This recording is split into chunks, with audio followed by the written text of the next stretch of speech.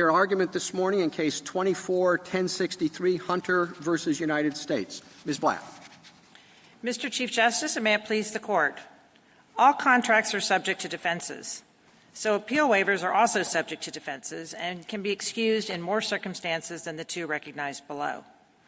The government argues that no contract defense can apply to knowing and voluntary appeal waivers, no exceptions. But if appeal waivers bind defendants under contract principles, they can be excused under contract principles. A contrary approach is anathema to our criminal justice system. No appeal for sentences above the statutory maximum based on race, religion, national origin, tribal status, or pure vindictiveness. No appeal for pregnancy bans, castration, or compelled church attendance either. These scenarios are all real cases. Or take this case. Only the most paramount government interest overcomes the fundamental right to refuse medical treatment. But Hunter was sentenced to a mandatory medical condition even though he had no mental health issues, let alone one connected to the crime or related to any sentencing goal. Defendants bargained for caps on their sentencing exposure. Those bargains are destroyed by plainly unlawful sentences that are totally outside the realm of plausibility of either party. Now, Floodgate's concerns are belied by decades of experience in the 11 circuits that reject the Fifth Circuit's rule. Applying defenses to appeal waivers maintains the status quo. Contract defenses are narrow by design and rarely satisfied.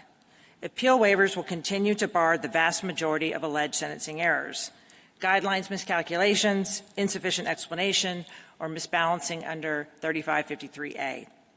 But contract defenses may be satisfied in the rare case of clear legal error and punishment unauthorized by statute or that violates the Constitution.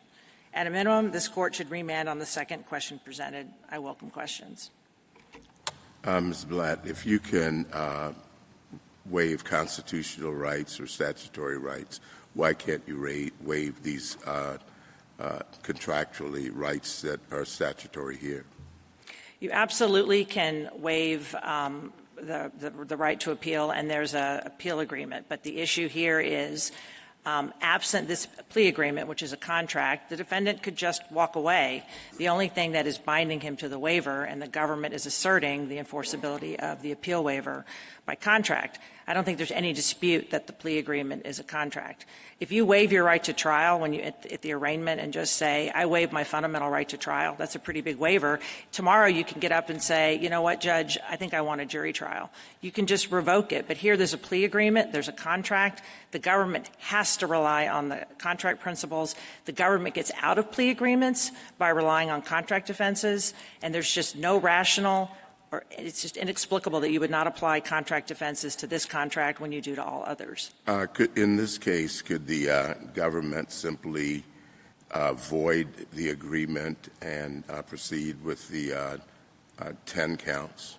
Yeah, I don't think so, but here's why. The government has, in many cases, asserted frustration of purpose and did exactly what you said. I think here, because the government has no interest and is not defending the mandatory medication condition, there's just no countervailing principles. Now, the government has not disputed it can allege a breach of the plea agreement, and that would result in an invalidation of the plea.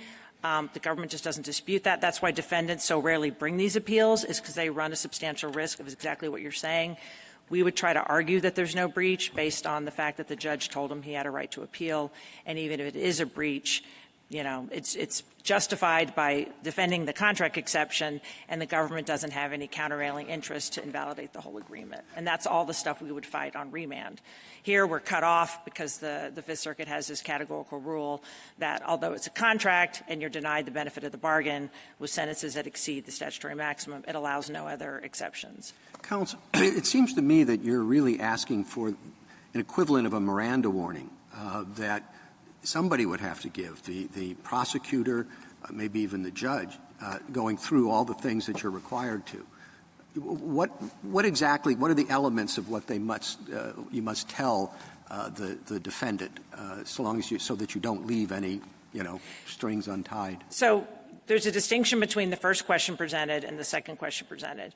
If the judge said absolutely nothing, we'd still be here on a contract defense. There's no warnings. It's just there's 30 years of, actually 34 years, where this has been the law, We think in terms of the second question presented, all the judge has to say is that you may have a right to appeal. You should look at your plea agreement. That's it. There's no other warnings. There's no nothing.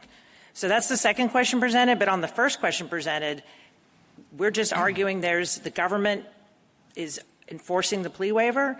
We're saying it's subject to one of contract offenses or miscarriage of justice exception. So that's all to brief on remand. This has nothing to do with what a court would have to educate the defendant about. Well, I think it does have to do with that, and it seems to me that the court is the only one that can do it. If you're the defense attorney, I don't know, you want to advise your client, of course, but, if the judge says something that's not right, it seems to me that the lawyer's in a tough position because the judge has given them an opportunity to raise this after the fact, if you think it. And so it would be odd, I think, for the lawyer to stand up and say, oh, Your Honor, remember, you've got to tell him that he can't do this, or otherwise it might not be valid. So on the second question presented, we are literally arguing a straight litigation forfeiture waiver. All we're saying, this is on the second question presented, all courts hold what you just said, except for the Ninth Circuit. It doesn't matter what the judge says. Except the Ninth Circuit. What we're trying to argue on the second question presented is when the judge said you have a right to appeal, given the back and forth on the medication condition, and when the prosecutor said, Your Honor, I believe, I know, that two things happened. One, the defendant detrimentally relied on that in bringing the appeal and exposed himself to a breach. And two, and I think the better argument is, had the prosecutor spoken up, we would not be wondering had the court imposed this bizarre medication condition thinking that there could be a right to appeal, and that's a simple remand. Well, the more important question is the first question presented, where all 11 circuits, this has nothing to do with what a court would advise. You just sign a plea agreement, and there are broad waivers, and that's it. Defendants don't bring these because it's an alleged breach. You do have these rare exceptions where it can meet a contract offense or be a miscarriage of justice. The castration example, a pregnancy ban, the government's view, race, mandatory medication, tough. That's it. You sign the appeal waiver. That's absurd when everyone from Elon Musk to billionaires to corporations to mom and pops can assert contract offenses. The government doesn't even tell you why this contract, unlike any other contract in the entire universe, can't have a defense. Ms. Blood, I guess I'm trying to figure out what the nature of your argument is. You refer to contract offenses, then you say or a miscarriage of justice exception. In the time you've been up there, you've said the question is whether it's outside the realm of plausibility. You've referred to constitutional violations. Mm-hmm. I mean, when is it that this would come into play in your view, more specifically? So hopefully almost never, because courts don't do crazy things like well, but here. I'm asking for a standard. Sure. Like, what are we looking to? The standard is that the easiest and the high-level rule statement is it's subject to contract offenses. Well, what is a contract offense? Does that just mean it's against public policy, or are you referring to other kinds of break that down. There are hundreds of years of precedent on very narrow defenses that sound maybe in label broad, but once you take off that label, they all have a thumb on the scale, exceedingly thumb on the scale in favor of enforcement. That's why contract offenses are so rare, and if you go past the restatements, you start reading why they're never applied, including public policy. Public policy, as this court said in Rummery, the first public policy is enforcement of the contract.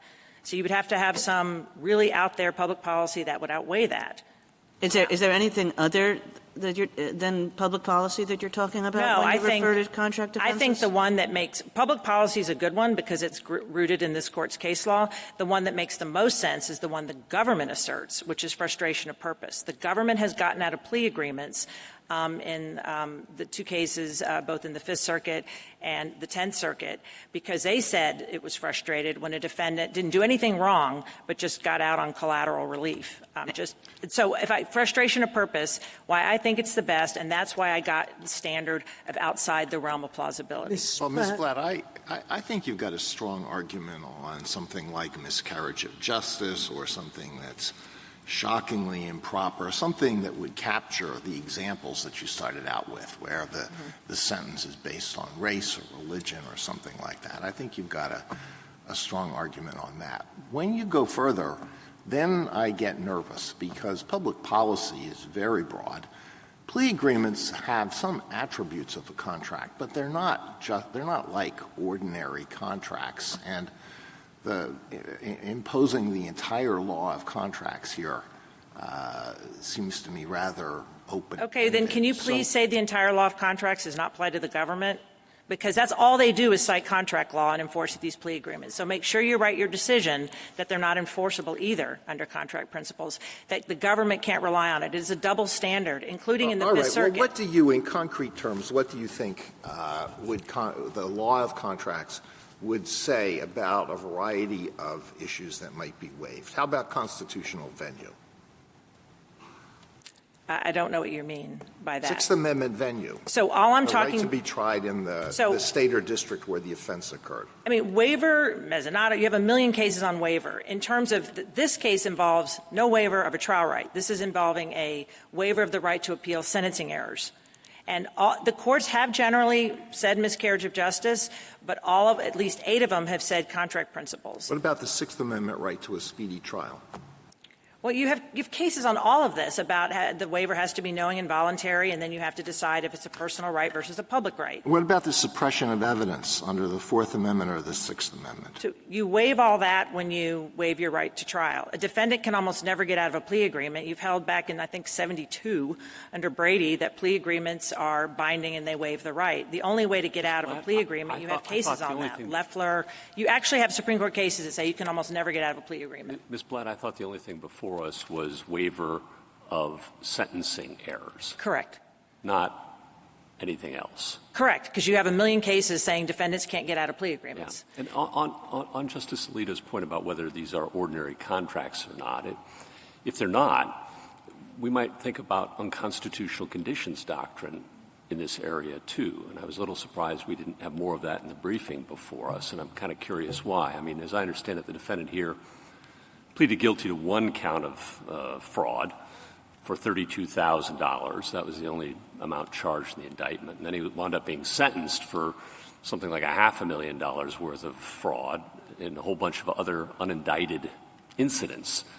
And it's not clear to me what benefit he got from his plea waiver, appeal waiver, I should say, that would be proportionate and have a nexus to that additional right foregone. So let me just, and I think this captures Justice Alito, a lot of defendants are unhappy with their sentences, but when they're mostly guidelines, but when they're within the statutory maximum, courts have universally said, tough luck. That part of the appeal waiver is the assumption that the court will make ordinary errors in sentencing guidelines as long as you're sentenced within the statutory maximum. The government's view is you can sentence someone for 30 years for a misdemeanor, and there's no right to defense. Now, they want to try to rely on maybe something in the contract, but that contract provision doesn't say what the government says. So, or nor the Fifth Circuit. The Fifth Circuit, With respect, Ms. Blatt, do I get an answer to my question about why we don't have an unconstitutional the sentence seemed, 51 months and all the fine. I don't think because we're just, the defendant's not happy with the sentence. Most defendants aren't, but they're within the statutory maximum. So I think that's the answer. The condition of the condition of supervised release is the preposterous one that says you have to follow the recommendations. Right. One might argue, though, that that's an unconstitutional condition to be required to give up a right of bodily integrity without a compelling showing by the government. Or any showing. Any showing. It's just totally bizarre. The government doesn't defend it. I'm going to get this example out. If there was a law that was passed that said all judges must take antidepressants recommended by their physician, I think you would find it stupidly unconstitutional and offensive. Well, I think we already have. And it might be medically appropriate to take antidepressants. It doesn't matter. Is the problem that you couldn't really raise Justice Gorsuch's very significant point because there is this waiver? Like the unconstitutional condition, I think, is an argument that could be made in the context of an appeal when you were trying to say that the trial judge or the sentencing judge did something wrong. Yes, but the problem is you have a waiver, so you never even get can't to raise it. That's what issue. I was trying to say to Justice Kagan. In the universe of reading all of these cases, the court of so first of all, defendants don't bring them because they don't want to get turned around and have the plea agreement breached. The lawyers don't want to bring them because they've been sanctioned. And third, the Court of Appeals don't want to see these cases because they have to deal with it.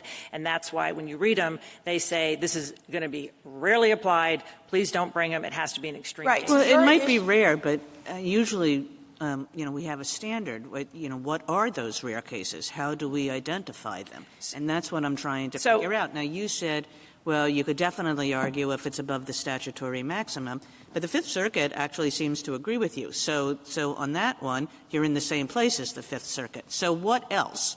And how do we identify these errors? And I guess maybe the backup point is this really a place where we should look to contract law, or is it a place where we should just say, yes, we should have an exception for miscarriages of justice, and people know what that means and know that it refers only to extreme cases. And what I've distilled, which I think is a really good standard, is first, the error has to be obvious, like clear and indisputable, like no even argument on the other side. It just has to be a really bad mistake, whether that's in excess of the statutory maximum.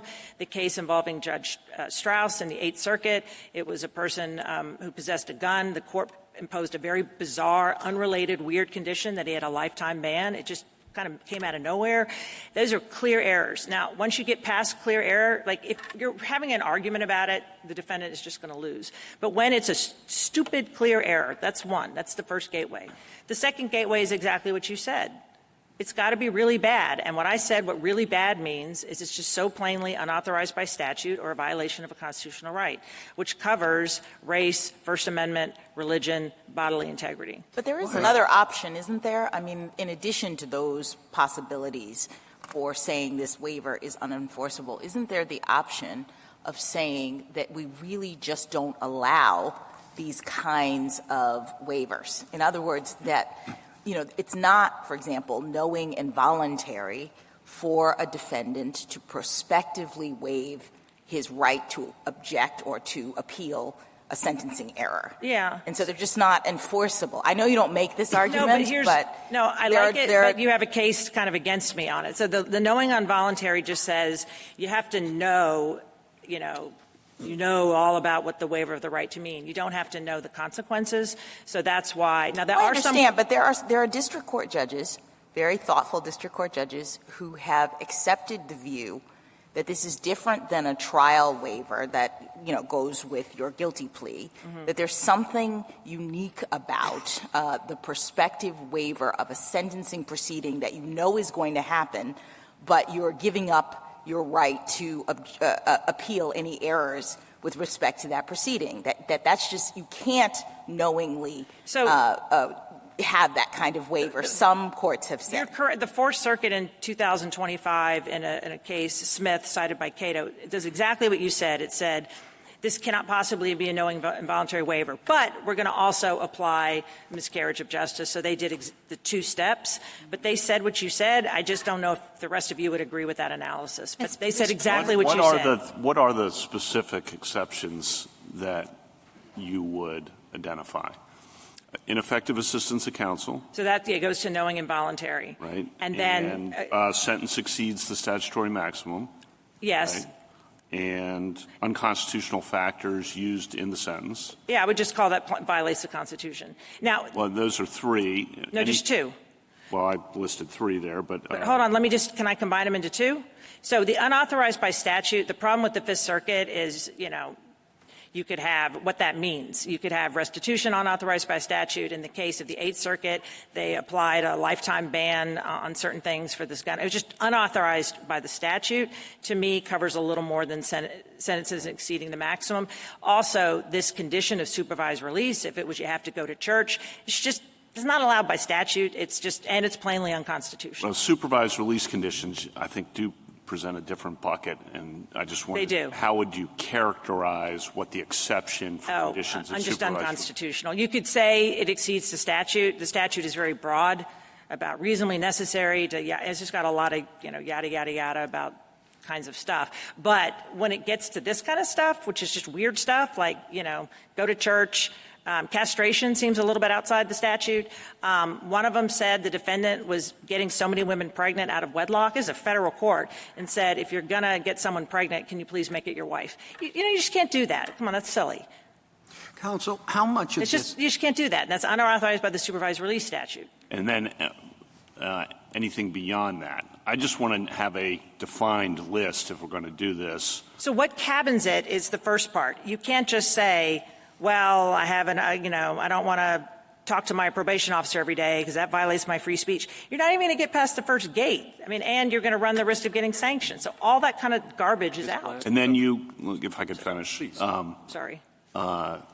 In your beginning, you said clear legal error. And now that seems to open up, because everyone thinks their legal error is clear, open up a wider box. And I just want to make sure. So no, because you can say, like, mandamus, clear and indisputable, clearly established, plain error. The error has to be obvious, clear.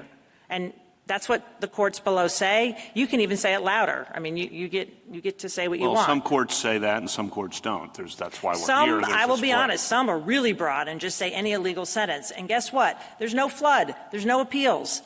There's 30 years of this. I'm not disputing you. Okay. These okay, are I'm not sorry. hostile questions. So, okay. The thing is, I trust the system on the three systemic reasons because there's an appeal waiver. Yeah. And the Court of Appeals don't want to see these, and lawyers are very careful in bringing them. On terms of clear error, I do think it's like the second prong of Alano. It's just plain error. It's easy. It's applied every day in forfeiture. No one has a problem misunderstanding that. Are you essentially endorsing the Fourth Circuit's test, which is a fundamental constitutional or statutory right that was firmly established at the time of sentencing? Is that what you're saying to Justice I like Kavanaugh? that. Yeah, that sounds good. I hadn't heard that one, but I just think in terms of Justice. That's the Fourth Circuit standard. I'm just trying to get Justice Alito's vote, and what I'm trying to say to Justice Alito is I care about the rest of you too, but thank you very much. Very few advocates have that. I'll just stop then. Goal. Ms. Blatt, sorry. I'm on trying to figure out how we articulate this, okay? You've come in with the simple proposition that ordinary contract principles defenses should generally apply. There same might be standard the government has. The same standard the government has. And that's not just frustration of purpose, because frustration of purpose means both a procedural and substantive component. And you may not have a procedural component in this kind of waiver. But I think the other defense are public policy. It's against public policy. That's the rationale for statutory maximums, which is Congress has said you should only receive a sentence of X amount, okay? Yeah, and there's separation of powers issues. Exactly. Yeah. I think it depends on your comfort level with those two words. Right. A lot of people freak out at that word. I don't. I know, but I don't either. And okay. The implied duty of good faith, that has to do with the judge doing what he's supposed to do. And that subsumes unconscionability, that subsumes clear error, it subsumes constitutional error. And is a heavy thumb on the implied party's expectation that the contract would be enforced. So what I think, what the government, the scare tactics, they sound really broad. They're not, because if you just read one Delaware case, it'll tell you the implied covenant of good faith has to mean. Let me just stop you on all of this discussion. Okay.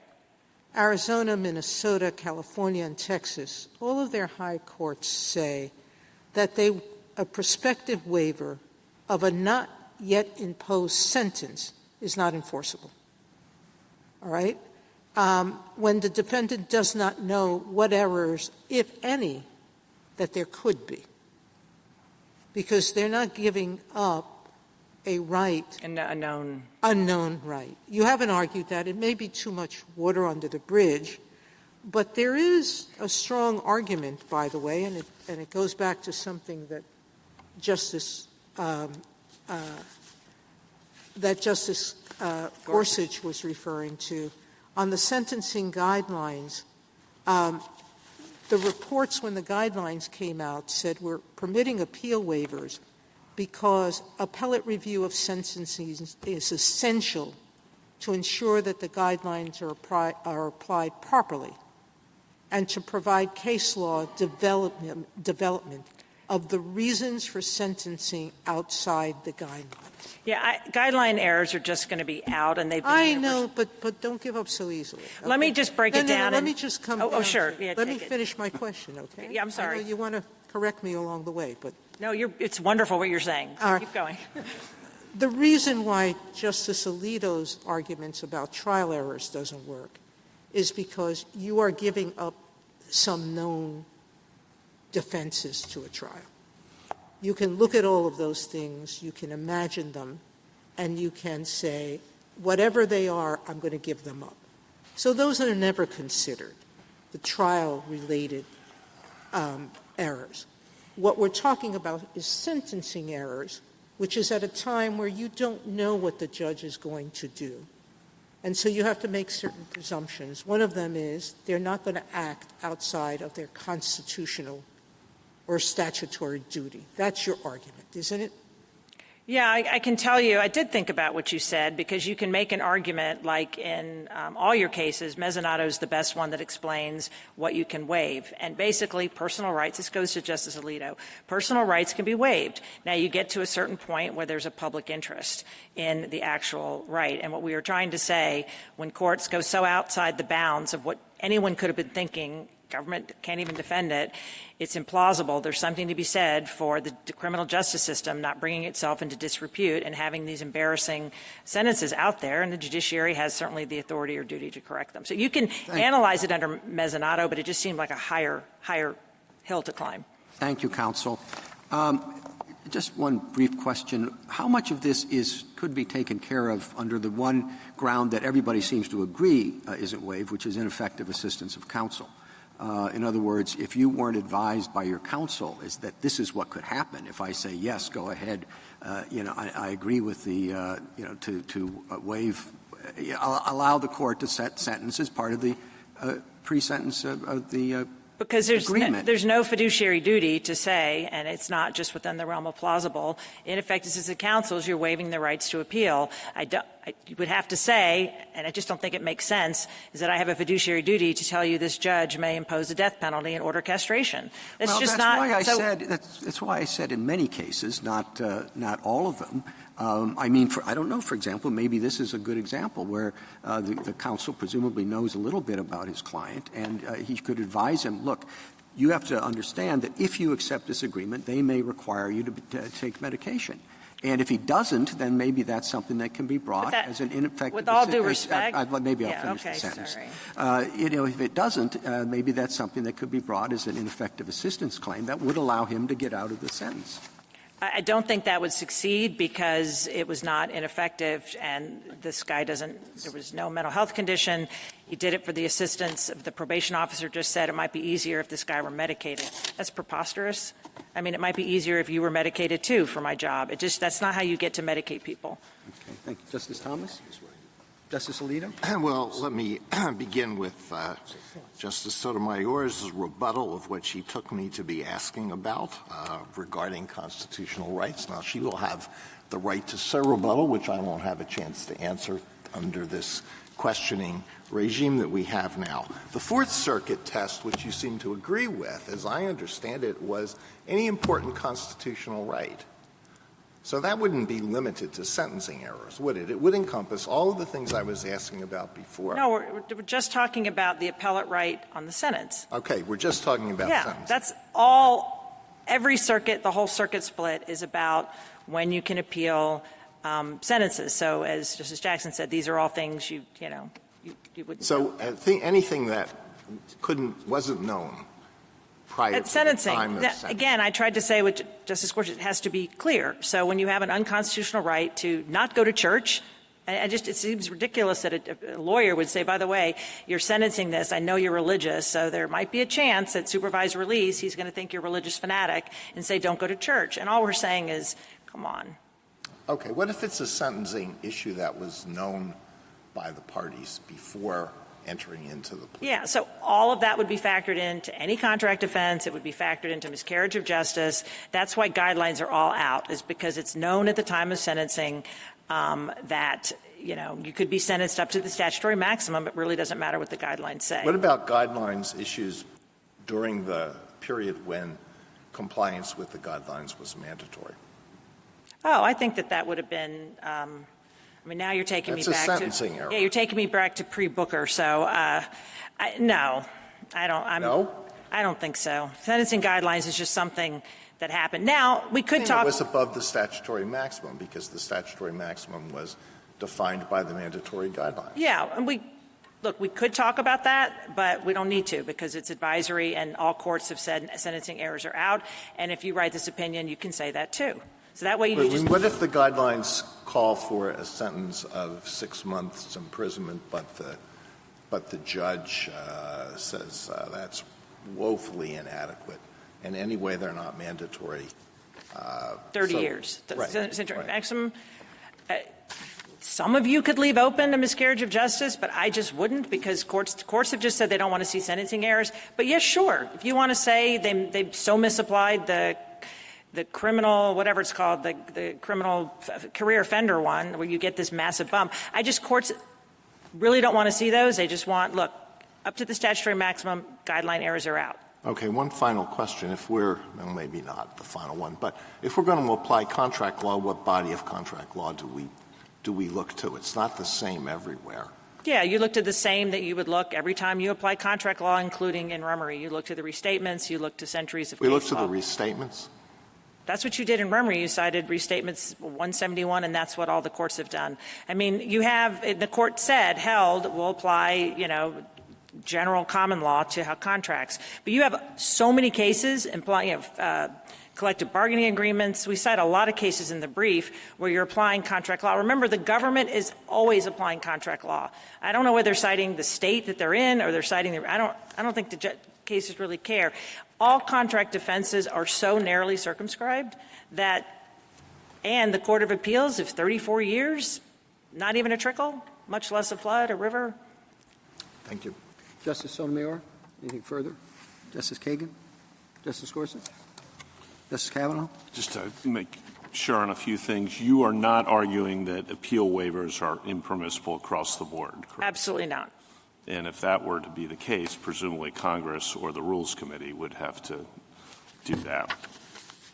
Yeah, you'd have to go through the analysis Justice Sotomayor said, and you already had that Brady case that says you can plea. So I think it's just not going to win.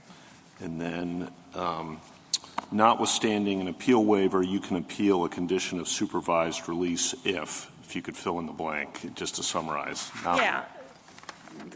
The easiest for me is just it was not within the realm of plausibility of either party. So I would take into account the government's expectation that supervised release is no fun. But you have some of these conditions, and we've talked about them. It can't include who you get pregnant with. That's just no. But obviously you want a broader standard than that. Is there a phrase you would use for the broader standard? Oh, yeah, it just violates the Constitution, and it was not within the realm of plausibility. Government has no justified expectation in the enforcement of that condition. I mean, all these conditions, the government would look ridiculous saying, well, yeah, no, we really need to do that. And then last, I just want to confirm this. You just said this to Justice Alito, that misapplying the guidelines, procedural or substantive unreasonableness, would not be a basis. Not under any contract defense or any public policy or not miscarriage of justice, because it's always within the reasonable expectation that the court could veer off from the guidelines and impose under the statutory maximum. And this is what the courts of appeals have held. So I'm just parroting what's already been held. I agree. Thank you. Justice Barrett? So there's a lot of intuitive appeal to the contract analogy, especially because it's used for the underlying plea agreement. One thing that concerns me, however, is that at least on this question of appeal waivers, I don't understand any of the courts of appeals to go all in on this contract analogy. And Fair. It wasn't fleshed out below in the Fifth Circuit. And I think you've had a lot of questions today exploring how there could be difficulties with it.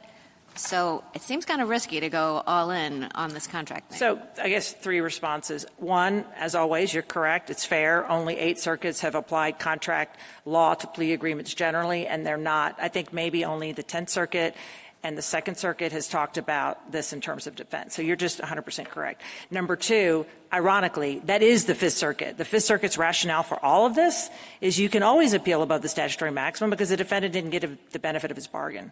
I mean, that's too broad, and it kind of, it makes the Fifth Circuit's decision just not defensible. But they say over and over again that's not what the defendant bargained for. So we've already gone down that crazy, open-ended route, and so but Judge Bibas wrote an opinion in the Third Circuit that located the statutory maximum thing in separation of powers and said you'd be going beyond the sentence. So just because the Fifth Circuit said this would be beyond reasonable expectations of the bargain doesn't mean that that is, what we would have to say is the rationale for that exception if we accepted it. I think separation of powers is good. It's just, for the Constitution, you have to get a little more tricky with why that, outside of Article III power for a supervisor, supervised condition of supervised release that's just absurd, unconstitutional. Well, and here's another question I have about the contract analogy. It doesn't seem to me like a lot of the exceptions that we're batting around really fall within contract offenses. It's almost like we're trying to shoehorn them in. I disagree because I've argued 2 cases in the Delaware Supreme Court, and they're all about expectations of the parties, and one side that usually wins is I expected the contract to be enforced as written. The other side has to really get out of it by saying it's so outside the realm of industry standard or so outside the realm that anyone could have thought of, that anyone could have But what about foreseen. the other ones? Like, what's the analogy for miscarriage of justice? Or, that is grounded, I think, in systemic concerns, maybe constitutional concerns. Correct. That reflects the fact that this isn't a pure contract between the prosecutor and the defendant, but the judge is involved because the judge signs off on it. But that doesn't map on. And I Correct. think the statutory maximum thing, okay, well, maybe we can talk about it. I mean, nobody's really put it in those contract terms. Maybe the Fifth Circuit has gestured that way. And but I think then let me just finish this part of it. What rationale would there be for us not taking every possible contract defense that could come along, or limiting it to certain ones? I take it you would say no, any contract defense from the restatement would be on the Justice table. Barrett, with all due respect, whatever the government can do, the defendant should be able to do. The government doesn't get to just say, I can only look at 3 principles of contract law and interpreting the contract, and the defendant has a different rule. I mean, that's just whatever Elon Musk could get, a criminal defendant has to be able to get under a contract. But, Ms. Blatt, and I haven't looked at all the cases in which the government is saying that or alleging breach. I know Judge Easterbrook said that before and invited the government essentially to allege that there was a breach when the defendant appealed. But in all of these contract analogies, you're looking at the term itself and asking if the term itself is, say, unconscionable. And you're not arguing here that the term, that the waiver of the statutory right to appeal, that term is not void against public policy. Correct. It's not unconscionable. You're talking about one narrow circumstance, which is the application of that term. So it's not really like the contract itself. Well, so, A, you're absolutely correct in terms of what Justice Kavanaugh said, but in every contract, again, over and over, we cite cases involving government contracts where a third party has to apply that provision, and there's just defenses that apply when the third party goes off the rails. But unconscionability, I think you're right, it's tricky. So the only way we would get there, unconscionability I haven't seen applied. The only way you would get there is in the government's view, this contract literally says you waive your right to appeal no matter what, no matter how many body parts they remove for you, and no matter what the court sentences, and no matter what the contract says. And all we're saying is, oh, come on, there's got to be a contract defense to that somewhere. Okay, last question. This is just a factual one. As I understand the record, the district court said at sentencing when he objected to this medical condition of supervised release. Correct. That, listen, if you go and get treatment and they do prescribe drugs that you have to take, talk to your probation officer, and if that's not fruitful, you can come back and see me. Did he go back to see the district court? No, he just got out of jail, and he now is under an ordered mental health treatment program. Now, there's something slightly comical about that because Mr. Hunter thinks he will go to hell and thinks God has told him he can't take drugs, which is why he doesn't drink. That conversation is going to be a little difficult with the judge. Okay, God tells me no, and whatever that medical manual is says it's indicated. I just don't see that conversation working out too well. But if it does, I mean, I don't know what this goes to, whether you think it's not a violation. Again, if I'll get a really bad law, if all women have to. No. I mean, I just wanted to know, I wanted to clarify that factually that's what happened. Because I do think then that gives him some recourse to go back to someone in the judicial system to ask. Not really, because if the court says no. But the court didn't say no here. He didn't go correct, back. but there's, again, he has a threat of imprisonment if he doesn't take the drug.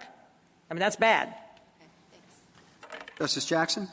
So when I'm thinking about this, I am mindful of the narrowness of the question presented as you have set it forth. You say whether the only permissible exceptions to a general appeal waiver are for claims of an ineffective assistance of counsel or that the sentence exceeds the statutory maximum. Correct. I suppose we could answer no. Yes. To the extent that we see other exceptions that some of the other circuits have accepted, and we think those should be allowed as well. This questioning that you're getting is, I think, an effort to say what we could offer more than that. Yeah. What exactly are circuits supposed to be doing, and you point to contract principles, but I guess that doesn't necessarily have to be where we go with this, right? Correct. I mean, the question presented is if the circuit is obviously wrong, please reverse and let us try to get a defense. But because there was questioning about, well, what will that mean on remand? But no, you just need to say the Fifth Circuit's rule is indefensible. Yes, and I guess let me just add one thing or ask one thing about the conversation you had with Justice Kavanaugh. I guess I'm not sure that Congress or the Rules Committee would necessarily be the only body that could determine whether these kinds of waivers are categorically unenforceable.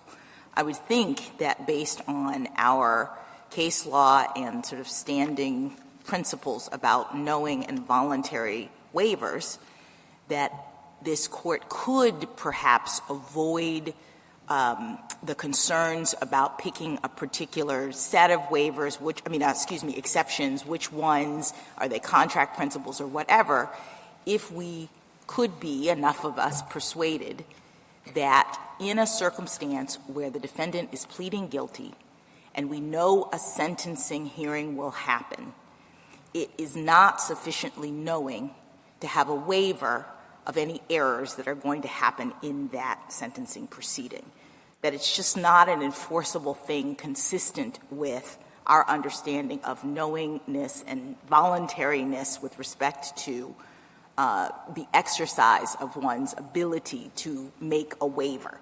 So, A, correct, and B, that's the law that Congress passed in 1984, was that you could bring appeals. Appeal waivers didn't even become boilerplate until the late 2000s. So we had a world in which you could just appeal your sentence. There was no flood. And it's hard to see, but really. I'm not going to get any votes for this. So. I know, I understand. You don't want to waste your time because no, you it's feel fine. that I love it what is you're not. saying, and nothing bad would happen, too. You feel it's not productive, but my job is to make sure that all of the issues are being taken into account when the court decides what they're going to do. Oh, I think and you can get there. My point is that when we're thinking about what a waiver is and we're trying to understand the circumstances and we're balancing the public policy issues on both sides, I'm going to ask the government, what are they gaining out of ensuring that people don't appeal obvious errors in their sentencing? Like, what's the public policy interest in that?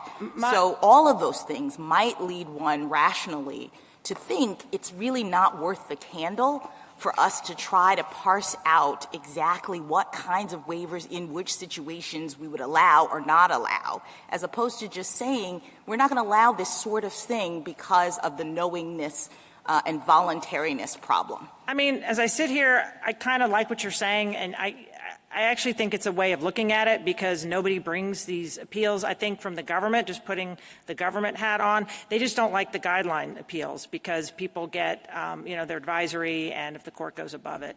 But you could get all the same way and say, well, that has to be knowing because everyone knows that the guidelines are advisory. Just in terms of the state of the law now, it's just not that bad for the government. They just don't, okay? Thank you. Thank you, counsel.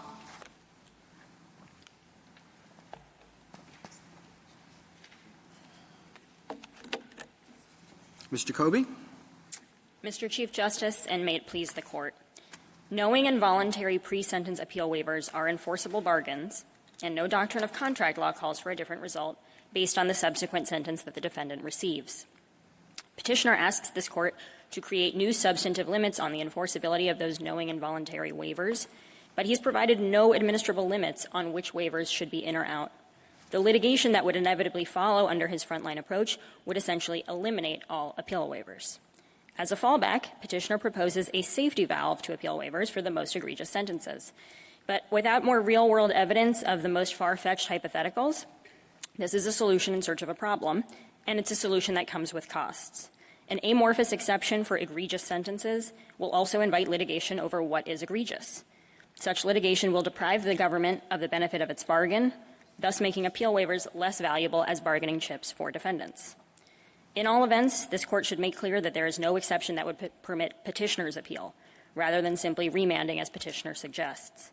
No injustice would be worked by dismissing Petitioner's unripe due process claim, but remanding would signal doubt on that score to lower courts and litigants, opening the floodgates to garden variety waived appeals like Petitioner's. Finally, this Court should reject Petitioner's argument as to the second question presented. The district judge's statement that Petitioner had a right to appeal was accurate under the terms of the waiver and circuit precedent, but even if it were not, the government's non-objection to a misstatement by the district court did not modify or waive the party's written appeal waiver. I welcome the Court's questions. If this Court says that the agreement is void, would a remedy that would eliminate the underlying agreement be that you totally eliminate the plea agreement? Yes, I do think there is a possibility that if this is, this is an essential part of the bargain, and if we are not getting our part of the bargain, then we don't have to enforce our end of the bargain either. I think Petitioner has argued that the possibility that we'll, reinstate the dropped charges is enough of a disincentive to stop the floodgates of dismissed appeals, of waived appeals. But in practice, that's not actually much of a deterrent because it's not an option we avail ourselves of all that often, because our whole point in bargaining for an appeal waiver is we want to bring finality to the proceedings and we want to stop spending resources on it. So the idea of having recourse to go back and reinstate the charges is kind of at that point. So in this case, though, just confining it to this case, what's the disincentive to allowing an appeal here? I mean, that is our whole concern, is that if you open the floodgates to sort of a broad miscarriage of justice exception, there isn't really a powerful disincentive, and we will, in various cases, be deprived the benefit of our bargain because we'll have to be litigating whether this exception, amorphous exception to appeal waivers applies.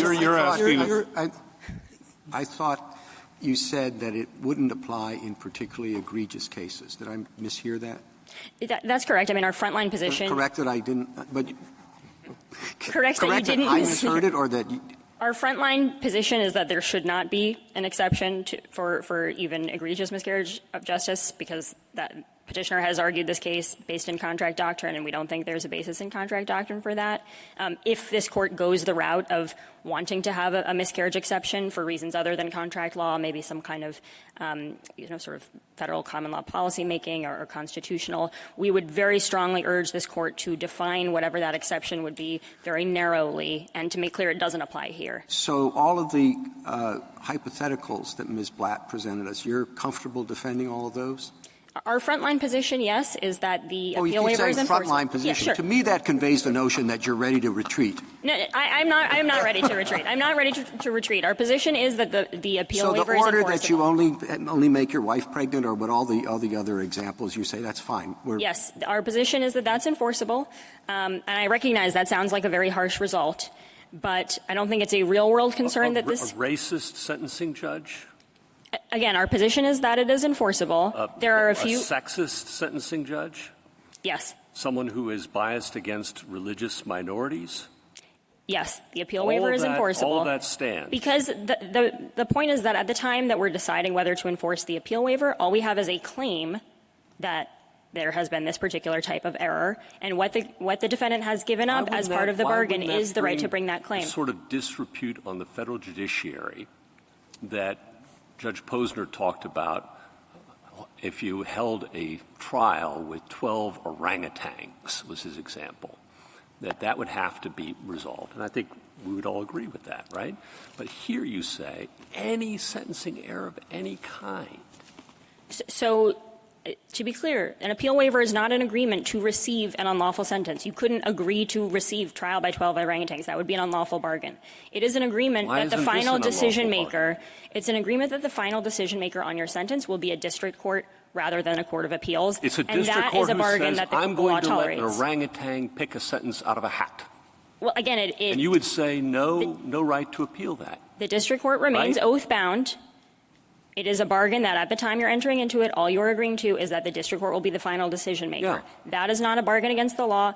The law already tolerates the possibility of even egregious sentences going unreviewed because it has given defendants the choice whether to bring an appeal or not. If the law did not tolerate that, we would have a system of automatic appeals, as many states do, for example, for capital cases. You talk about opening the floodgates, but you're the one who's proposing a theory that no circuit has ever accepted.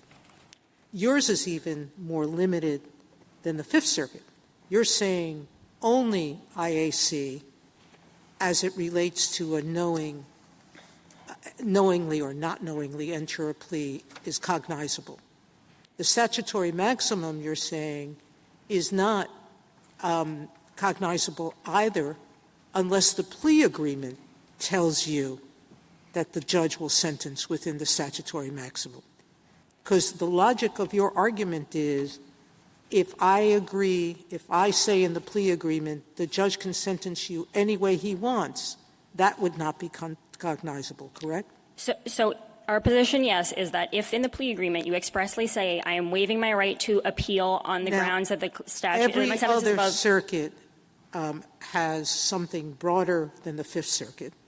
Virtually all of them have something for constitutional errors of the nature that Justice Gorsuch was talking about, either under a miscarriage of justice rubric or under a plain error or unconstitutional violation. So this is not floodgates that are opening. Whatever is being appealed now is pretty narrow. It's a small fraction of the plea agreements are being appealed, and those that are, there's an even smaller fraction where there's any time being spent on them. So waving a flag talking about floodgates opening seems rather exaggerated by the government. So the burden that we experience in the circuits right now really depends on the way that this exception is described in the circuits. In the circuits that have open-ended exceptions for, all constitutional claims, the U.S. Attorney's offices do report that to be a significant burden because it's quite easy to characterize even garden variety claims as a due process violation, as I think this case illustrates. In circuits that more carefully circumscribe their exceptions to 2 or 3 discrete situations, it is admittedly less of a burden, but the problem is that whether we get the benefit of our bargain, which was to not have to litigate an appeal, just turns entirely on the defendant's choice, because if the defendant chooses to raise a miscarriage of justice exception. If you're not exception, happy with the bargain, do what you're threatening to do, which is go ahead and prosecute them. But again, our whole purpose of entering into the appeal waiver is that we wanted finality and we didn't want to have to keep litigating. But the problem with finality is that you're basing it on the good faith of a third actor, meaning you're depending on a district court judge they are a district court judge to follow their constitutional and statutory obligations. I would think it's unenforceable to enter a contract that says you are going to be sentenced by a judge who does not have to follow the law. That is very much not what an appeal waiver says. Well, an appeal waiver that's says exactly what you're saying. Not at all, Your Honor. That's exactly what you're saying, which is if the judge uses impermissible race factors, impermissible sex factors, religious factors, that can be waived. That's saying that a judge, you're entering a contract that says if your judge is biased, if he doesn't follow the Constitution, if he makes plain error judgments that are clear and undisputed, there's no remedy for you. So again, an appeal waiver is not saying you can be sentenced however you want by a judge. The judge is oath-bound. The But judge that's has what to you're follow the law all the saying. time. The appeal waiver is just saying the final decision maker is the district court. And by the way, that was the system that existed for 100 years in this country. We didn't have that sentencing. really is- Mr. Kobe, Sorry. just out of curiosity, what's your backline position? Sure. So we think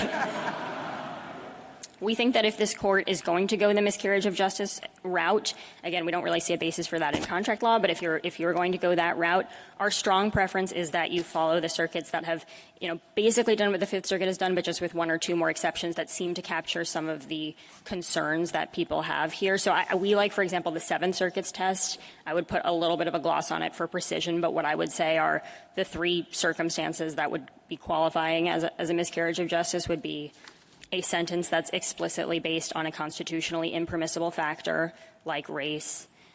2, a sentence or condition that is categorically unlawful for the statutory offense of conviction. And 3, a sentence reached without even a minimum of civilized procedure. That's the example of, the orangutan Why would it sentences not do. be sufficient to say miscarriage of justice on the assumption that everybody who's going to be applying that standard knows it's a high bar, has seen it before, has thought about it before? The idea of, defining it into 3 discrete situations is not usually what we do when we speak of miscarriages of justice, and yet, everybody gets that it's a high bar. The problem with setting the high bar is not that we're concerned that judges won't know what constitutes a miscarriage of justice. The problem is that defendants won't know, and they may well think that their case does present the miscarriage of justice, and then we have to litigate it, and that deprives us of the benefit of the bargain, which was to not have to litigate it. That's right, but if that's the case, that kind of challenge can be easily dismissed. I mean, I guess I wouldn't think that would take very much of anybody's time. We do end up having to brief the merits of these disputes because courts will sometimes just ask for more briefing. The circuits that have this more open-ended open-ended exception, they do report a more serious burden to litigate it. So we do think that capturing the discrete kind of buckets of cases that do seem to give everyone concern, and I think those 3 do really capture the universe of what people are worried about, the, categorically impermissible sentence or categorically impermissible condition, the sentence by an orangutan, the race-based sentence. I think that is the universe, and so just limiting it to those 3 and making very clear what those exceptions are, and then applying them to this case rather than signaling to lower courts and litigants that this is a borderline case, I think would be far preferable. Did you say ineffective assistance of counsel is one of them? Yes, of course. I think we're all taking as given that ineffective assistance of counsel is one, and the Seventh Circuit does say that. And the sentence exceeding the statutory maximum? So I want to be careful about how I define that. But you used categorical rather than statutory, and I want to know what that... Yes, so what I'm getting at with that is I think what everyone is worried about when they're talking about this sort of statutory maximum thing is the idea like you pleaded guilty to an offense that carries 10 years and you get sentenced to 15. So I'm trying to capture that, but what I'm trying to exclude are things that some courts have said fall within a statutory maximum exception, which are things like whether your restitution was proximately caused by your conduct, whether certain prior offenses qualify as ACCA predicates. Courts have sometimes said that those fall within a statutory maximum exception on the idea that if they're correct about their claim, your sentence exceeds what Congress has lawfully authorized. And we think those types of claims are really what we have bargained to not have to be litigated. We have bargained that the final decision maker on those issues will be the district court. What about supervised release conditions? So I asked Ms. Black this, but supervised release conditions can be challenged on appeal, notwithstanding an appeal waiver if... They are categorically unlawful for the statutory offense of conviction, same as the sentence term. So that falls in my second bucket as well. What is categorically unlawful when you're applying it to supervised release conditions? I mean, I know what it means when you're talking about the statutory sentence. I think that refers to the type of condition that there's really never any justification for this offense. I mean, like a condition like you can never get pregnant during supervised release. Is there a term that, because we have to write an opinion, that's going to capture this? That's why we think categorically unlawful is sort of the best that we can do. We don't want to have to be dealing... I don't think that captures it. I mean, the issue is we don't want to have to be dealing with questions like, was this sufficiently justified on the record? Is there enough stuff in the record to support this? Did the judge make enough fact findings? Those are exactly the kind of reasonableness issues that petitioner says are out of bounds, and we don't want you to just be able to call it a due process claim, and then all of a sudden we are doing those reasonableness inquiries when we have bargained not to. And again, I want to be clear. when we were bargaining for this, this is to the defendant's advantage. I mean, there's a reason that the defense bar does not want to go the route that Justice Jackson proposed of getting rid of all of these altogether, because this is something of great value to the government, and so it is a bargaining chip for the defendants. Sorry. Go ahead. I appreciate that, but I guess what I'm a little surprised about with the government's hardline position is that I can't quite figure out whether you are sticking with the contract's idea or not. You've said many, many times that this is about the bargain and the government is bargaining not to litigate, and that's what we really have to care about. But as Ms. Blatt points out, every contracts regime that I'm aware of has some exception where the court is looking at the fairness of the bargain, where there's some consideration of the, different degrees of ability to negotiate, the fact that you might have people who are being coerced into accepting this kind of deal, even though it's not knowing and voluntary. The court is policing that. And the government's position here seems to be that we are not supposed to be caring about that. We just need to focus on the fact that the government has made this deal, that it's not going to want to litigate any more of these cases. And so it kind of brings me to Justice Gorsuch's original point. Like, that seems kind of unconstitutional in a way, that the primary value here is to prevent the government from having to litigate appeals when we're talking about people's constitutional rights. And so I'm just trying to understand, is it your position that notwithstanding the contracts-like nature of this endeavor, we are not to be treating this the way the courts ordinarily treat contracts, which is to consider these kinds of exceptions? So I'm really glad you asked this question, because I think this is a really important point for us. Our position is not that contract defenses do not apply to plea agreements or to appeal waivers. It is that the contract defenses that petitioner has raised here fail. They fail because a subsequent sentence that a defendant receives under just ordinary principles of contract law, the ones that petitioner has relied on here, do not make the agreement against public policy or unconscionable. Right, but wouldn't you have to do that at an individual level? Like, I don't know how you could categorically say we allow for these defenses, but they're never going to apply in this situation, because something like the fairness of an agreement really takes into account what's going on with respect to that particular case. So this is why Justice Kagan is I think, resisting the granular statement of what counts as a miscarriage of justice, because we could look at a particular case and say this bargain, this scenario is unfair, because it relates to the kinds of things that my colleagues have pointed out, right? So if we're in contract world, and I'm going to bracket the miscarriage of justice world, which I think if this Court's going down that road, it's not on the basis of contract doctrine. It's something else, some other kind of policymaking. No. Let's fold the miscarriage of justice concept into something like public policy, because you agree that public policy is an exception, right, under the contract world, and one would think that if what is happening here is a miscarriage of justice, we would say that that's against public policy. So let's put it under that umbrella. Sure. I'm happy to talk about public policy exception. Under contract doctrine, again, I'm assuming we're in contract world. Under contract doctrine, the question is not whether the sentence is against public policy. The question is whether the agreement is against public policy. And the agreement to waive your right to appeal is not against public policy. It's not against the public policy of the appeal right statute. Because the policy of the appeal right statute is one of defendant choice always. And it's not against the policy of the underlying, say, constitutional amendment you say is violated. What about the Sentencing Reform Act, which says that appeals are important, that they incentivize the court and the parties to actually follow the law, follow the guidelines, not issue these egregious sentences, right? We have a congressional policy that, in fact, revamps the entire sentencing system to allow for appeals. So to suggest that an appeal waiver is not against public policy, I think runs up against all of that. But again, our system still, even after the Sentencing Reform Act, leaves it as a matter of defendant choice whether to exercise that appeal. If Congress really thought that the appeal... That's the question today. That's my question that everybody else has given up, but I'm still working. My question is, should it be left as defendant choice, given all of these problems, given the fact that it doesn't seem to advance anything other than the government's interest in not wanting to litigate, these kinds of issues? Should it be left to defendant choice in this circumstance? It definitely should, given that Congress has left it to defendant choice. I don't see a basis for this Court to upend that. And then as to the idea that all we're doing here is protecting the government's interest in finality, no, I mean, this is a bargaining chip for defendants. The appeal waiver is valuable for us, so here a deal with an appeal waiver was worth dropping 9 charges for petitioner.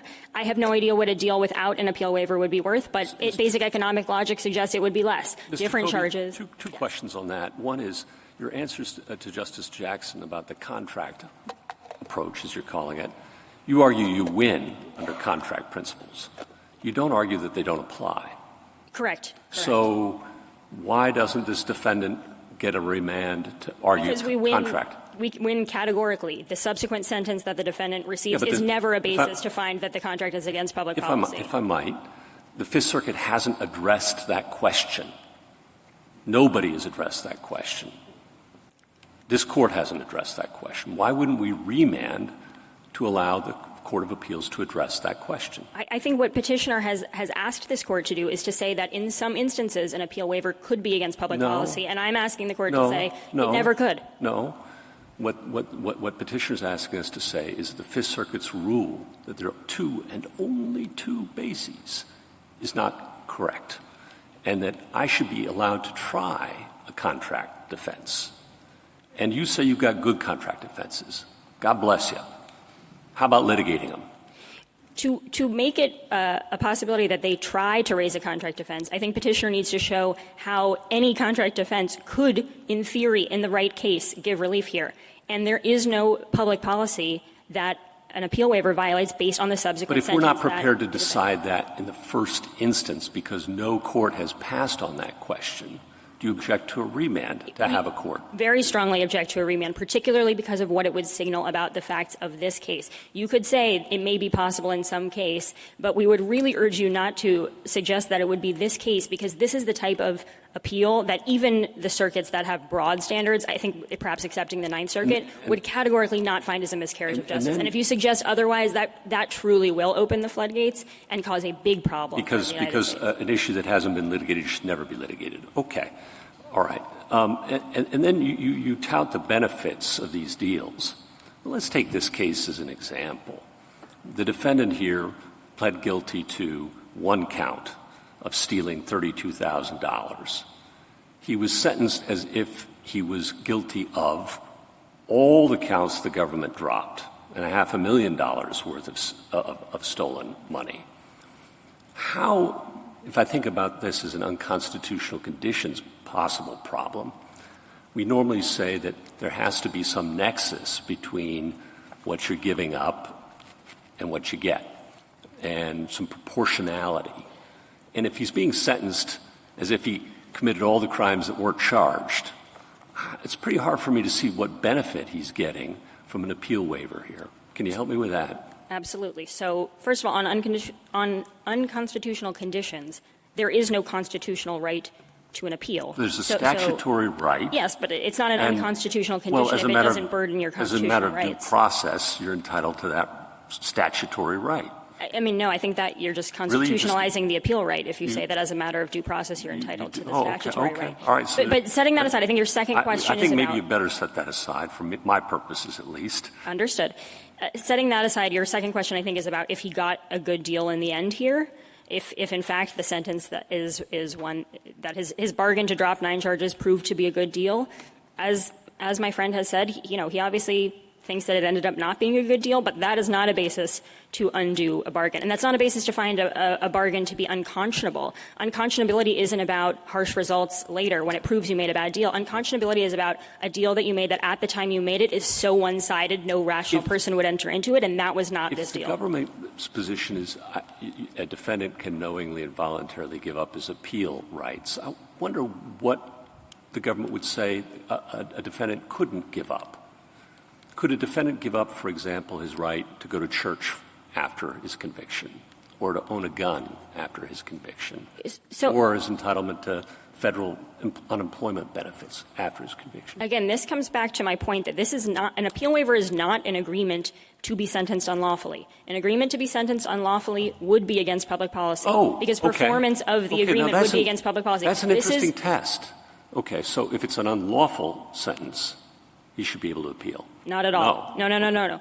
If the agreement is to receive an unlawful sentence, that is an agreement against public policy. But here the agreement is not to receive an unlawful sentence. The agreement still contemplates that the judge is oath-bound. Right. It is an agreement that the final decision maker on your sentence is a district court. And that is not an unlawful agreement. No public policy forbids the district court from being the final decision maker on your case.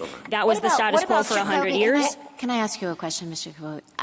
Kobe? I'm having a hard time tracking exactly what the government's position is, so I asked Ms. Blatt, explain to me how these defenses that you're proposing fit within the contract analogy. And I don't know, I sense some going back and forth about whether the contract analogy is a perfect fit so that all these defenses are available, and if so, I'm not really sure how the miscarriage of justice backline position fits in, unless we try to shoehorn it through public policy. So explain to me what the government's theory is here. Sure. So petitioner has litigated this as a contract doctrines case, saying that all these contract defenses apply. Our position is if we're going on contract defenses, no, none of them applies. Well, let me ask you that just as a matter of first principles. Is it the government's position that this should be litigated as a contract case? I do think so, and I think that there's not really another source of law that petitioner has identified to lodge this miscarriage of justice exception. It's not contract principles. The government, do you think of this? Do you think the petitioner is right to litigate this? Because you've gone along with it, and you've said if we're talking about contracts, it doesn't work. But do you think of this challenge as something to which the contract analogy should apply? I do think that this type of argument is one to which the contract analogy should apply. There's no constitutional right to an appeal, so I don't think it makes sense to say that there is a constitutional right to an appeal in certain egregious cases. So the Constitution isn't really a home for this doctrine. And other than that, I think you would just be engaging in some kind of federal common law policy making where Congress hasn't. So is the position – can I just finish this one? So is your position that the contract analogy applies, but none of the contract defenses work in this context? Correct. Okay. So when you're making this concession about, potential miscarriage of justice, et cetera, you're just kind of pulling that from the ether? So there we're assuming that you are kind of going outside of contract doctrines and you are trying to find as some sort of policy or maybe constitutional backstop some safety valve. And we think if you were going down that road, the safety valve I proposed to Justice Kagan is the right one. But again, we do not think that that is the right way to go. Well, why isn't Justice Gorsuch right then? I mean, are we supposed to march through every single available contract defense from the restatement and say, this is why this couldn't apply here, this is why that couldn't apply here? Petitioner has come up with 4 potential defenses. None of them applies. I think that you can just categorically say. As to his case, but we're not. No. Categorically, when a subsequent sentence does not make an appeal waiver against public policy, it doesn't make it unconscionable. It doesn't make it a breach of the implied duty of good faith. It doesn't frustrate the shared purpose that goes to the essence of the bargain. Just categorically, those defenses all fail. If there are other defenses out there, it was on petitioner to raise them, and he hasn't. Is the Justice Kagan? Is the premise of your answers to Justice Barrett that this Court has no power to establish rules intended to safeguard the integrity of the judiciary? That is not our position, but the rules need to be lodged, I think, in some source of law. There's no congressional source of law. There's no really constitutional source of law, given that there is not a constitutional right to appeal. So I don't think it makes sense to say. That was my question. In other words, you're saying that we have to point to a statute, we have to point to a particular constitutional provision to set some boundary lines on what judges can do in a task that is supremely a judicial one. I think that we can't just say, there are some things that judges can do that would be a miscarriage of justice, and we don't need to point to a statute to be able to create a rule that polices the judiciary to that extent. I think particularly because we are in the world of federal criminal law and federal criminal procedure, which is highly regulated by Congress and the Rules Committee, that's an especially a dangerous place for this Court to be making policymaking, even though I understand that it's policymaking about what judges should do. It's policymaking about which court should be the last word on certain types of cases, and I think that really is the province of Congress and the Rules Committee. If you disagree with me and you are going down the road of a miscarriage of justice exception, again, we strongly urge the Court to cabinet to the circumstances that really Well, whatever give the miscarriage pause. of justice exception says, whether it's less cabined, whether it's more cabined, you're saying that the only way that we can do that is by referring to contract law principles or by finding which I don't think exists because people would have found it, some statute that allows us to do that.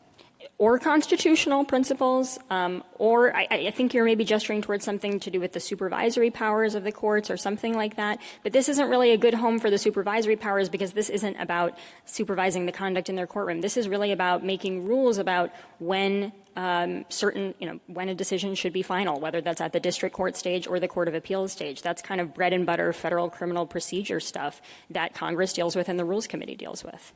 Thank you, counsel. Justice Thomas, anything further? Justice Alito? Well, can't we say, to continue your colloquy with Justice Kagan, can we not say that a plea bargain has some attributes of a contract, but it's not like an ordinary contract? I don't know. Even the amici supporting Mr. Hunter say, and this is the Cato ACLU brief, Point 1B, plea bargaining is no ordinary contract negotiations.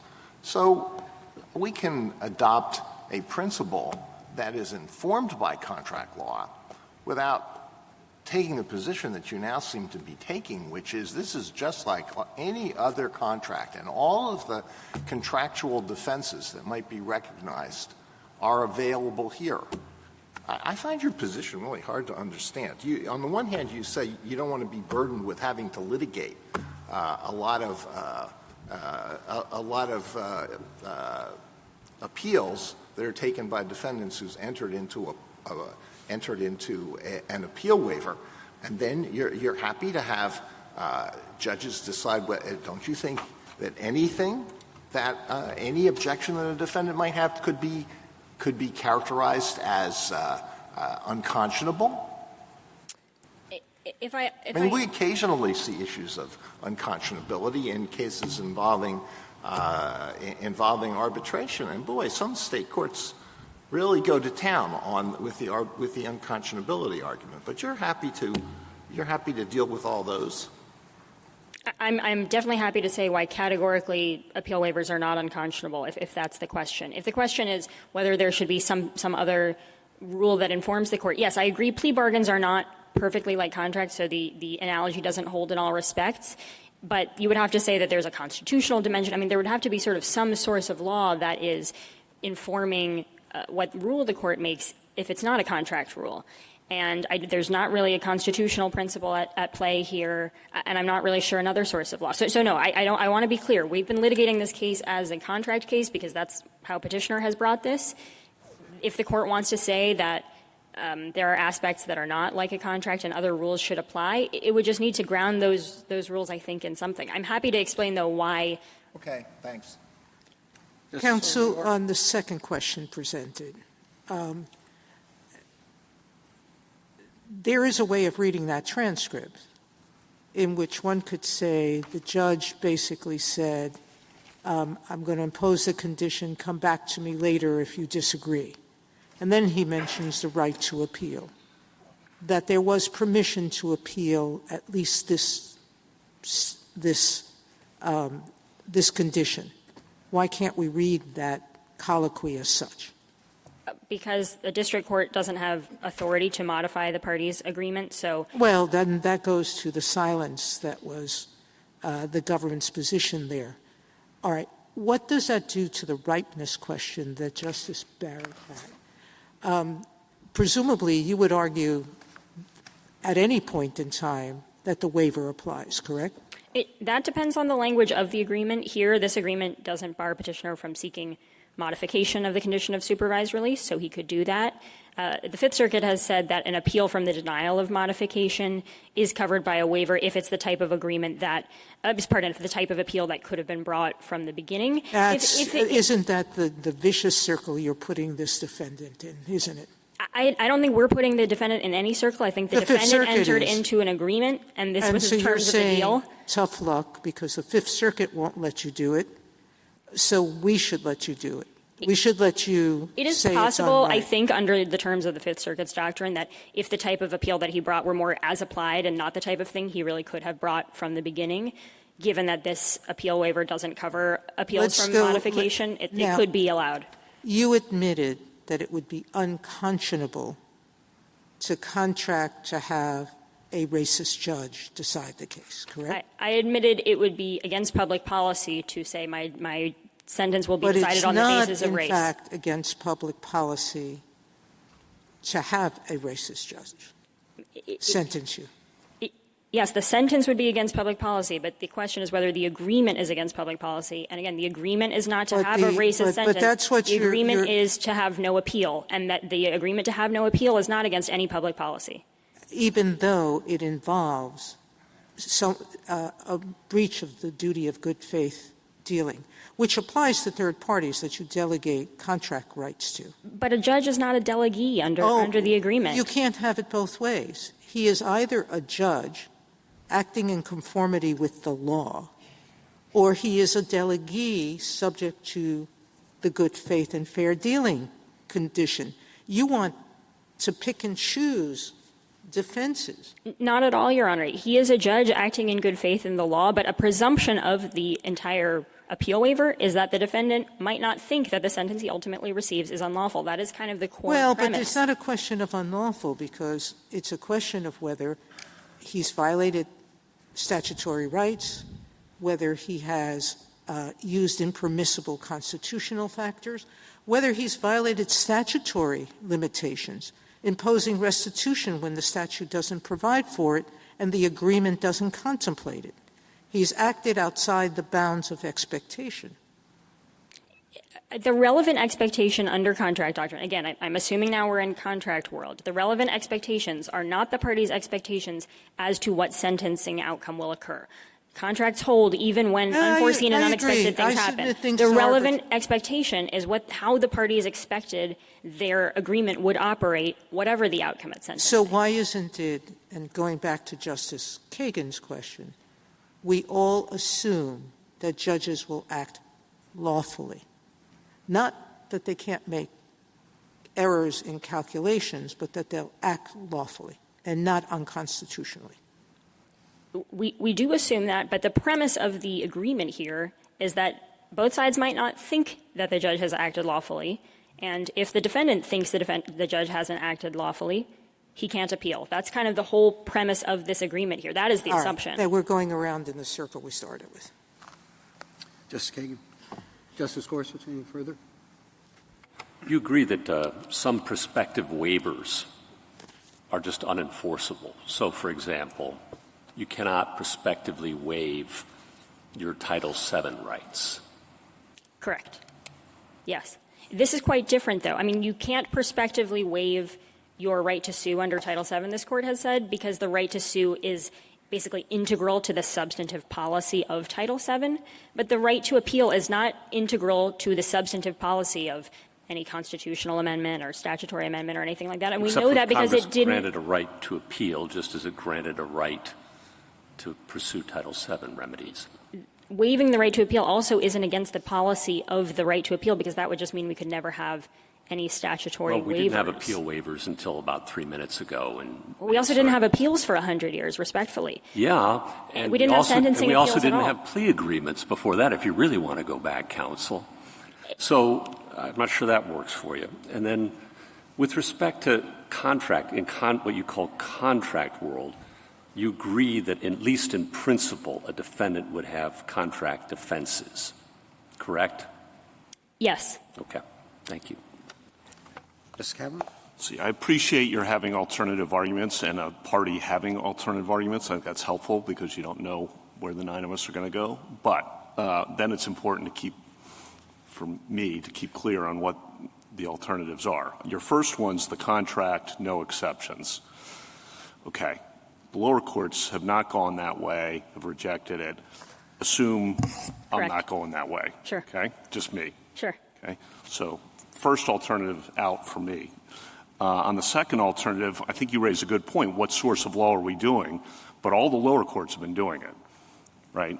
All the courts of appeals. And I could be federal common law, could be supervisory power, but it's there. And I think I'm just taking that as a given. Yeah, courts have done it. The way this has arisen is courts in the early 2000s, late 90s, often confronted with this would say, yes, these are okay, but of course we would never enforce it in XYZ circumstances without really explaining why.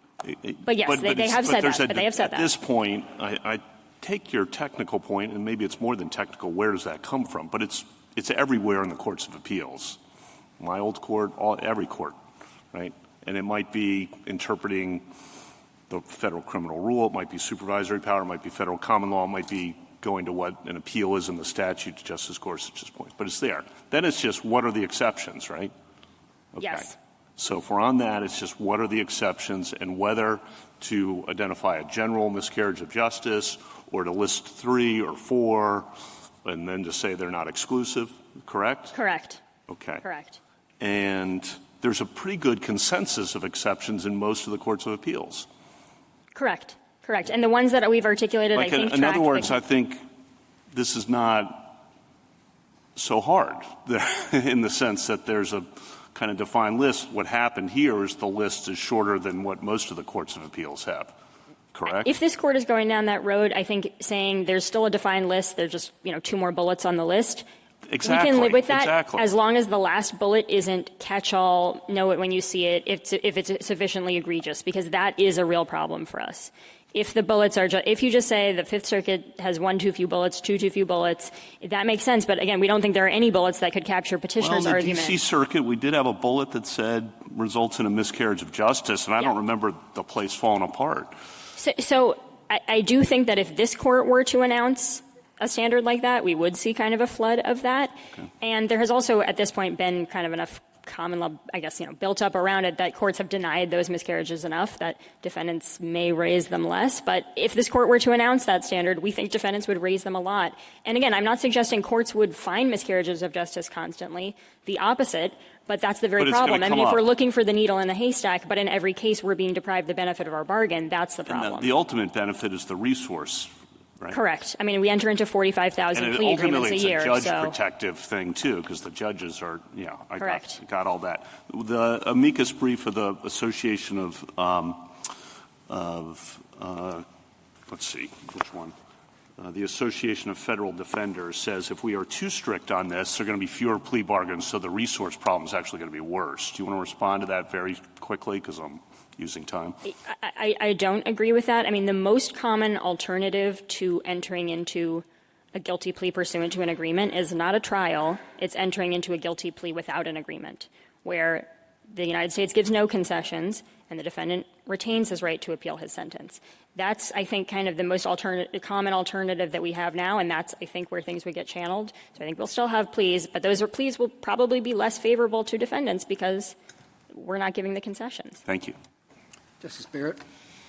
Counsel, would the government be amenable to having defense counsel insert qualifications on the right to appeal and bargaining for the kinds of exceptions that some of the courts of appeals currently allow? Yes, I'm very glad you raised that point. Defendants are always free to do that. I mean, again, I want to be clear. It's a very important term to us. So in some cases we won't budge, and in many cases we won't budge. But it's case by case, it's district by district, and we do enter into plea agreements with carve-outs for constitutional claims, carve-outs that limit the appeal waiver to only certain guidelines ranges, all the rest. And we have, in the appropriate cases, entered into plea agreements with no sentencing appeal waiver at all. So it really is a matter of defendant choice here.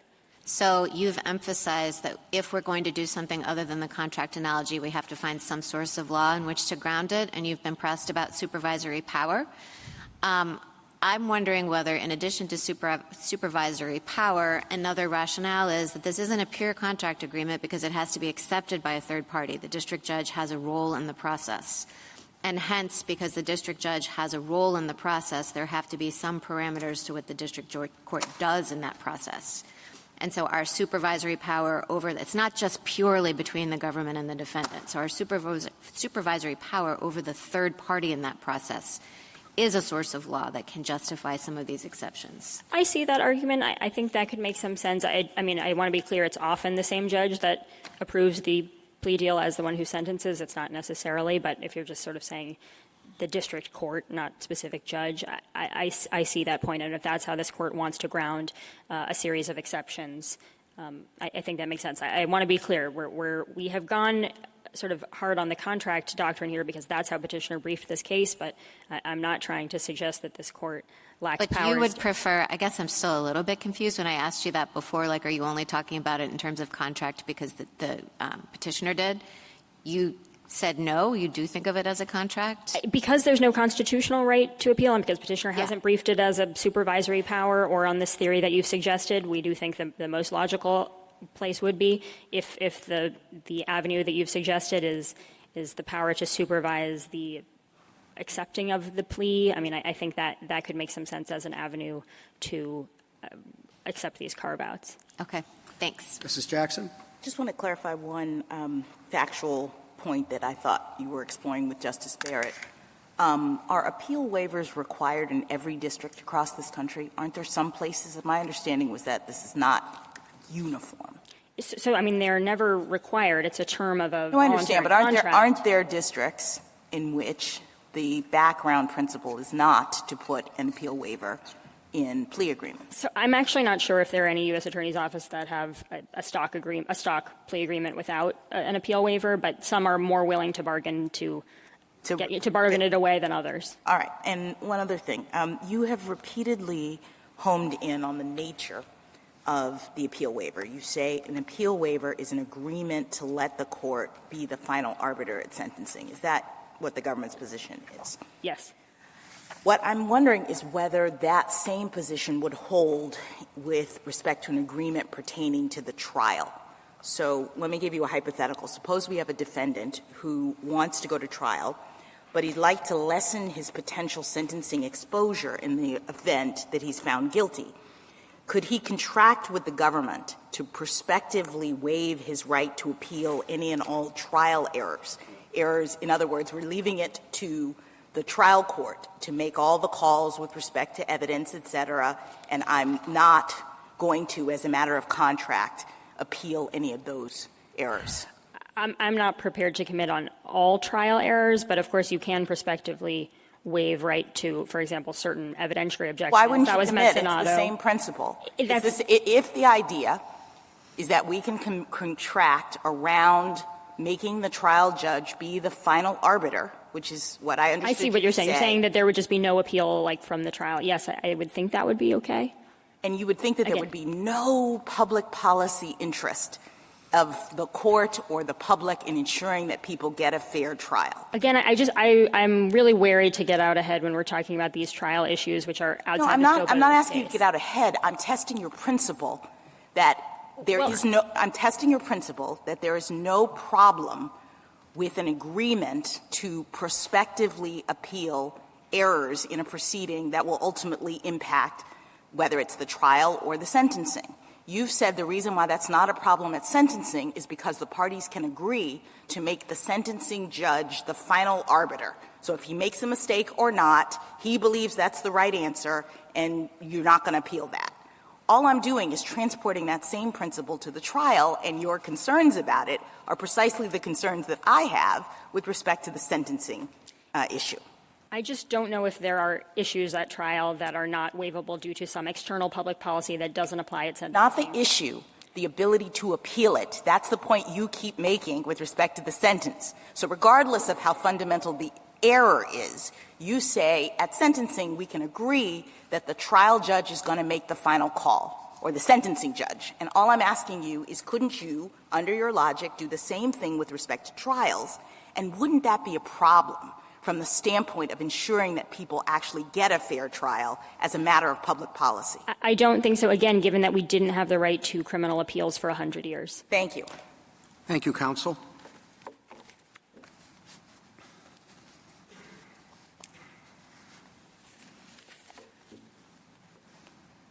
Rebuttal, Ms. Black? Thank you. Number one, just some data points. 1992 was the first Court of Appeals that said Defendants can't be deemed to have sentenced entirely at the whim of the discretion of the district court. So that's Fourth Circuit. 2009, D.C. Circuit was the last circuit to recognize exceptions. So all 11 circuits have weighed in, and I don't see the government running out of resources. In terms of authority, they're completely separate doctrines. One is the contract doctrine, and one is miscarriage of justice.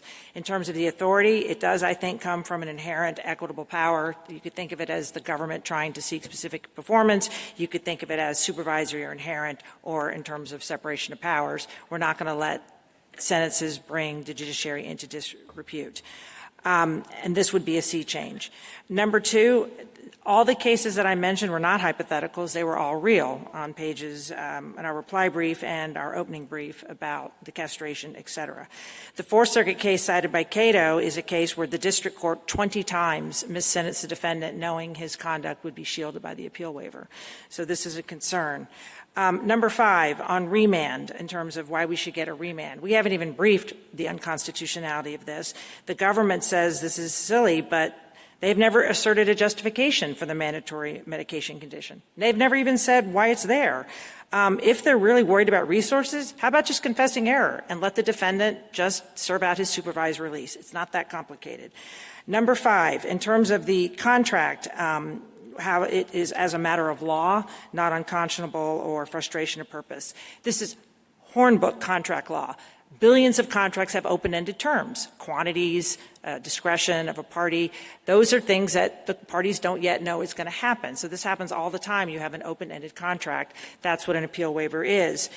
Also, I forgot counting how many times the government kept saying benefit of the bargain, deal, agreement. And all we're saying, it is beyond hypocritical to say the government is entitled to enforcement, yet and using contract law. They literally brief their cases using contract law. It is inconceivable and hypocritical and embarrassing to say a criminal defendant has no contract defense, at least when the government is seeking to enforce the contract. Thank you.